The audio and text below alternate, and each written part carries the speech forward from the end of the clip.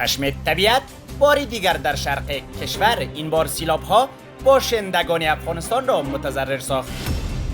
کشتار قومی به نقل از یک رسانه آمریکایی، مقاله نویس گفته طالبان صدها مرد تاجیک تبار را به طور دست جمعی به قتل رساندند. تلاش برای روشنایی خانه همسایه همزمان با تاریکی خانه خودی. طالبان و اسلام آباد برای تسهیل تجارت زغال سنگ برای تولید برق در پاکستان توافق کردند. نگرانی واشنگتن از بیدار شدن اژدهای خفته. آمریکا میگوید نگرانی افزایش قدرت چین است. و از دنیای فوتبال، ریال مادرید از بارسلونا شکست خورد.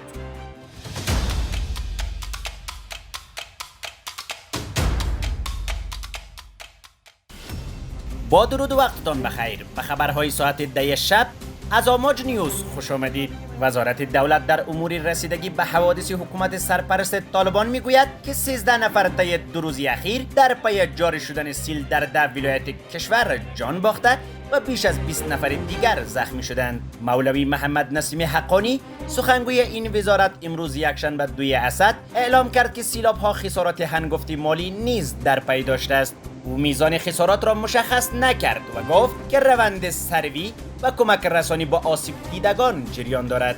و گفته او سیلاب‌ها طی 2 روز گذشته بیشترین خسارات را در ولایت‌های میدان وردک، پکتیا، ننگرهار، نورستان، پکتیکا و پروان بر جا گذاشته است. شاهراه جلال آباد کابل نیز بر اثر جاری شدن سیلاب در چندین ساحت تخریب و بروی ترافیک بسته شده است. همچنین در پنجشیر نیز شاهراه این ولایت به اثر سیلاب مسدود شده است. باشندگان شماری از ولایت‌ها از جمله پنجشیر میگویند که بسیاری از خانواده‌ها نان برای خوردن ندارند و تا اکنون هیچ کمکی دریافت نکردند. اما رئیس اطلاعات و فرهنگ پنجشیر میگوید که تیم سروی به محل‌های آسیب پذیر فرستاده شدند. افغانستان در سال جاری گواهی حوادث طبیعی از جمله زمین لرزه و سیلاب‌های مرگبار بوده است.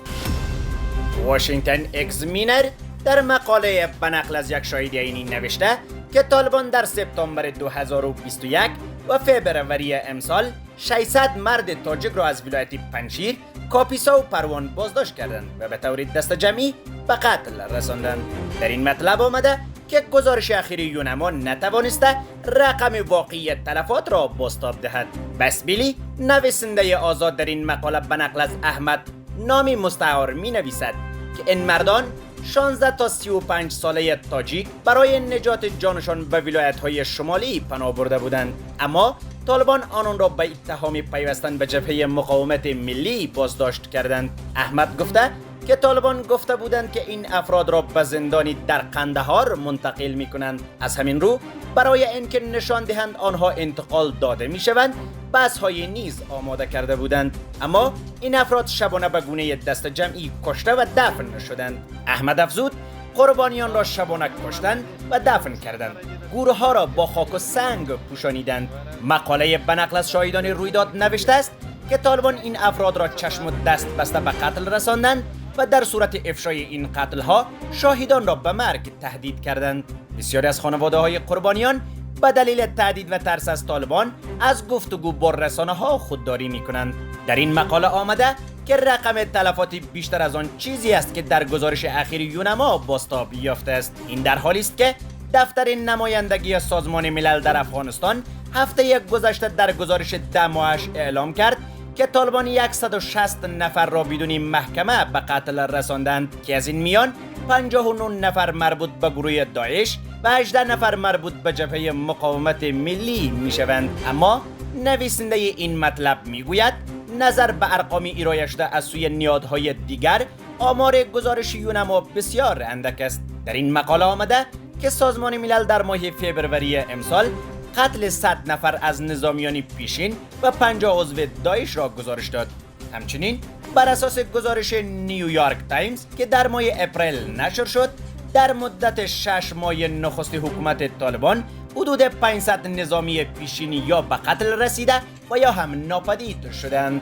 دیدبان حقوق بشر نیز گزارش داد که از ماه اگست تا سپتامبر سال گذشته 100 تن در 34 ولایت افغانستان کشته شدند. بسبیلی در مطلبی که برای واشنگتن اگزامینر فرستاده نوشته است که طالبان یا نمیتوانند افراد خود را کنترل کنند یا تمایل به گزارش دهی ندارند. روشن نیست. با گفته این نویسنده در هر دو صورت باید بررسی و مشخص شود که در مناطق دیگری هم قتل دست جمعی صورت گرفته و شواهد این جنایت‌ها علیه بشریت به دادگاه کیفری بین المللی سپرده شود.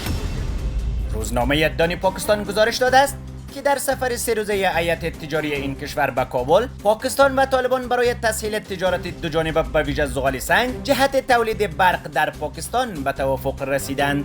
طبق گزارش دو طرف توافق کردند با هم همکاری هر دو کشور تمام اقدام‌های لازم برای آغاز خدمات رانندگان موترهای باربری بین پشاور و جلال آباد و همچنین کویته و کندهار انجام شود و این کار تا پایان ماه اگست سال جاری آغاز خواهد شد. در این حال یک مقام پاکستانی گفته است بر اساس این توافق و واردات زغال سنگ امنیت انرژی کشور را تا حد زیاد مورد توجه قرار می‌دهد.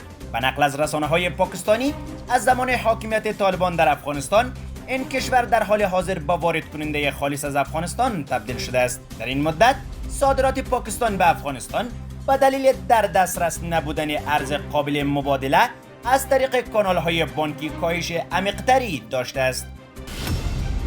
به گزارش اسوسییتد پرس، جنرال مارک میلی، رئیس ستاد مشترک ارتش آمریکا، روز یکشنبه 24 جولای در سفرش به جاکارتا از افزایش قدرت ارتش چین ابراز نگرانی کرده است. این جنرال آمریکایی گفته که طی 5 سال گذشته ارتش چین به طور قابل توجهی تهاجمی و خطرناک شده است. جنرال میلی افزوده که دفعات رهگیری هواپیماها و کشتی‌های چینی در منطقه اقیانوس آرام به طور قابل توجهی افزایش یافته و شمار اقدامات ناامن کننده چین نیز به میزان مشابه بیشتر شده است. رئیس ستاد مشترک ارتش آمریکا افزوده است پیام این است که ارتش چین در هوا و دریا به طور قابل توجهی در این منطقه خاص یعنی اقیانوس آرام تهاجمی تر شده است. این نگرانی و هشدارها در حال مطرح می شود که اخیراً مناسبات میان واشنگتن و پکن بر سر تایوان به تیرگی گراییده است. تیم فوتبال بارسلونا در یک بازی دوستانه بین المللی تیم فوتبال ریال مادرید را شکست داد. این دیدار روز شنبه 24 جولای در ورزشگاه الگیانت شهر لاس وگاس آمریکا برگزار شد. این تیم در نیمه نخست بازی در دقیقه 27 توسط رافینیا به گل دست یافت. در نیمه دوم بین دو تیم هیچ گل رد و بدل نشد و بازی با همین نتیجه 1-0 به نفع بارسلونا به پایان رسید. رافینیا زننده گل این دیدار در جریان نقل و انتقالات به این باشگاه پیوسته است. پیش از این بازی تیم‌های بایرن مونیخ و منچستر سیتی در چارچوب همین رقابت‌های دوستانه بین المللی به مسافه هم رفته بودند که در نتیجه منچستر سیتی 1-0 بایرن مونیخ را شکست داد. قابل یادآوری است که ستاره جدید بارسلونا رابرت لواندوسکی نیز نخستین بازی خود را برای این تیم انجام داد.